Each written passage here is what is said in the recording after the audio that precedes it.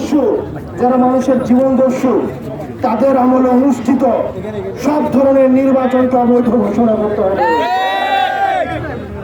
আমি যখন আসছিলাম এখানে অনেকে বারবার করে বলছিল এই এলাকাটা একটু রিস্কি, এটা রাউজান, এখানে হচ্ছে আওয়ামী লীগের পান্ডাদের এলাকা। আমি আপনাদের বলতে চাই, আপনাদের মনের মধ্যে যদি এখন এই ভয়টা থাকে, এখনো পর্যন্ত আপনারা স্বাধীন হন নাই। এই 56,000 বর্গ মাইলের বাংলাদেশে 1 ইঞ্চি জমিও আমাদের জন্য ভয়ান না। 5ই আগস্ট এই 56,000 বর্গ মাইল আমাদের এই পুরো জমিটাই, যারা বাংলাদেশকে ভালোবাসে, যারা বাংলাদেশপন্থী রাজনীতি করে, এই 56,000 বর্গ মাইল এই পুরো ভূমিটাই আমাদের। প্রিয় রাউজানবাসী, দীর্ঘ সময় ধরে আপনারা নির্যাতন নিপীড়নের মধ্য দিয়ে গিয়েছেন। বাংলাদেশের মধ্যে এই রাউজানকে আবার আরেকটা স্টেট বানিয়ে রাখা হয়েছিল। আমরা দেখেছি এখানে বিচার বহির্ভূত বিভিন্ন বিচার এখানে করা হতো, বিভিন্ন সালিশ পরিচালনা করা হতো, বিভিন্ন নিজেই জজ সেজে ফেলা হতো। এখানে দেখা যেত একজন অভিনেতা, তিনি নিজেই আবার বিচারক, তিনি নিজেই আবার হচ্ছে গাড়ির ড্রাইভার, একই অঙ্গে ওনার অনেক রকম রূপ ছিল। 5ই আগস্ট যখন চিটাগংয়ে শহরে আন্দোলন চলছিল, এই রাউজান থেকে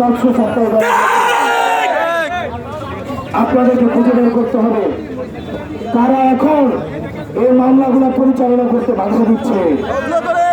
আপনাদের বের করতে হবে তাদের বিরুদ্ধে যে মামলাগুলো হয়েছে, এই মামলাগুলো কারা এখন পরিচালনা করতে বাধা দিচ্ছে। আপনাদের এগুলো খুঁজে বের করতে হবে।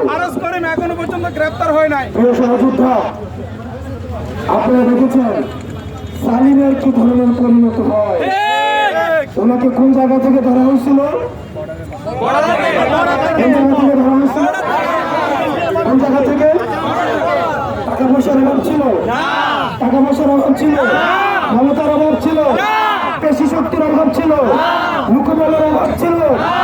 কিন্তু মনে রাখতে হবে, এই আসমানের নিচে যারা জুলুম করবে, যখন মজলুম আল্লাহর কাছে সেটার বিচার দিবে এবং মজলুমের মাঝখানে কোনো ফারাক থাকে না।